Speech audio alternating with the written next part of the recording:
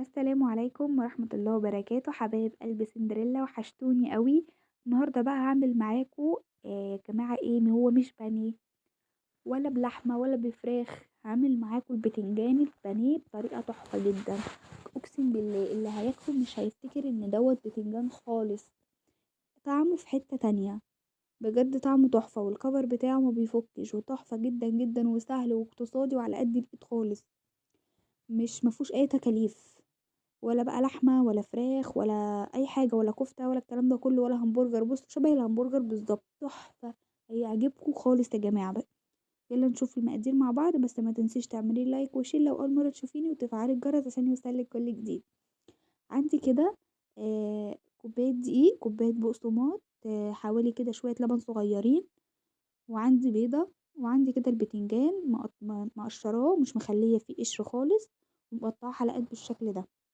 والسمك ما يبقاش رفيع قوي ولا تخين قوي زي ما انتوا شفتوا كده. هكسر البضاية واحطها على البيض، عشان برضو ايه يدينا كمية حلوة كده يعني.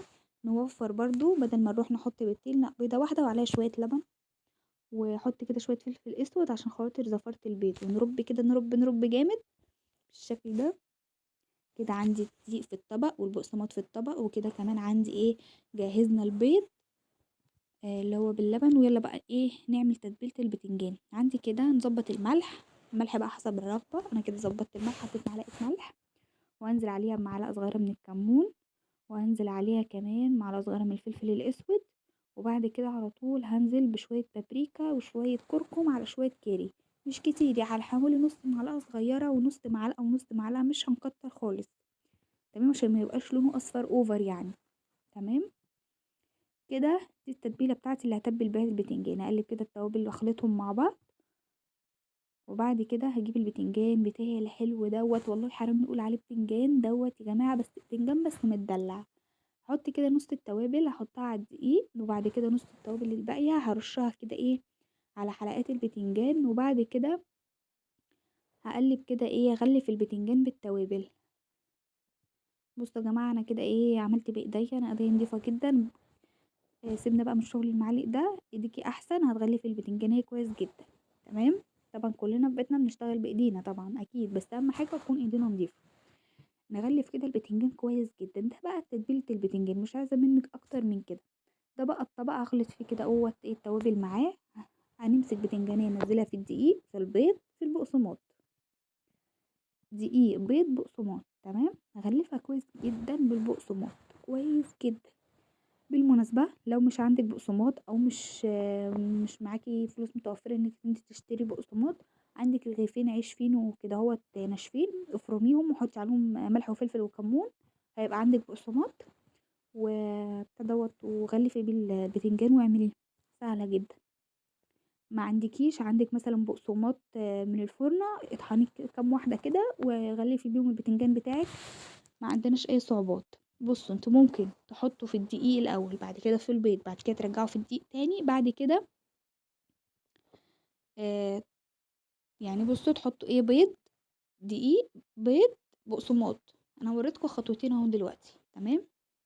بعد كده رجعت تاني في البيض، وبعد كده احطه في البقسماط. اغلفها كويس جدا من الجوانب ومن كل حته، واتاكد ان البقسماط والدقيق والبيض وصل لها من كل حته. وفي الاخر اهم خطوه، خطوه البقسماط دي، اتاكدوا ان هي اتغلفت كويس جدا. تمام. بص انا كده هجيب احط في الدقيق في البيض في البقسماط. وممكن برضو هقولك تاني، تحطي اول حاجة تحطي فيها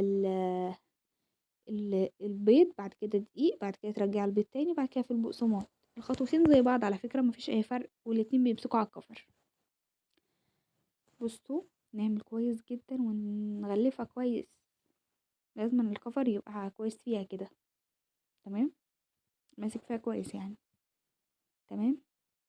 ودي كده حطيت في الطبق رصيته. بصوا كله بالشكل ده. عايزه تحطيه في التلاجة حوالي كده 10 دقايق او ربع ساعه او نص ساعه براحتك، اللي هو تجهزيه مفيش اي مشكله.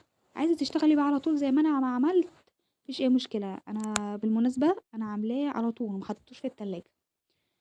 بصوا كده عندي زيت نضيف جدا، طاسه نضيفه وزيت نضيف، وحطيت ايه هقلي فيها ايه، البتنجان. الزيت يبقى مقدوح، وأول ما تيجي تنزّلي البتنجان قبل ما تحطيه تروحي مهدية النار مخلّياها وسط، وبعد كده تنزّلي البتنجان، عشان لو نزّلتيه في زيت مقدوح جدًا مدخّن، الطاسة سخنة جدًا هياخد منِّك لون بسرعة ومش هيستوي كويس. لازمًا تهدّي النار والزيت يبقى مقدوح وتهدّي النار للوسط. كده اتحمّر معايا من الجنب ده هاقلبه على الجنب التاني. شايفين الcover ما شاء الله، الله أكبر، ما فكِّش معايا خالص، زي ما أنتم شايفين، ماشية معاكم خطوة بخطوة، هيعجبكم جدًا. بُصّوا كده اتحمّر معايا كويس جدًا، أخد اللون الدهبي التحفة ده، والنار الوسط مخلّياه يستوي من جوّه زي الفل. بُصّوا هاشيله بقى كده خلاص واحطه على مناديل مطبخ ينزّل أي زيت زيادة فيه، تمام؟ وده بيكون شكله في الآخر تحفة يا جماعة، طعمه جميل، ريحته تحفة، شكله يجنن بجد، طعمه تحفة، تحفة. لو فضلت أقول تحفة، تحفة مش هتصدقوني. جربوه وهستنى رأيكم في الكومنتات، وما تنسوش تعملوا سبسكرايب للقناة وتفعلوا الجرس عشان يوصلكوا كل جديد. بصوا مستوي ازاي، حاجة كده فخر من الآخر صراحة. ده طبق جانبي جنب أي حاجة، ينفع لغدا فطار عشا، بدل بقى الفراخ البانيه والحاجات ديت والهمبرجر والكفتة كل حاجة غليت طبعا. ده طبق اقتصادي هيعجبكم جدا، ولو ولادك مش بيحبوا البتنجان هيحبوه بالطريقة دي، ولو مش بيحبوه يستحسن انك ما تقولهمش ان ده بتنجان وهياكلوه وهيعجبكم جدا. بس ما تنسيش تعملي لايك وشير وتفعلي الجرس عشان يوصلك كل جديد، بأكد عليكم يعني. وعايزة منك دعوة حلوة. كانت معاكم سندريلا في المطبخ. باي باي.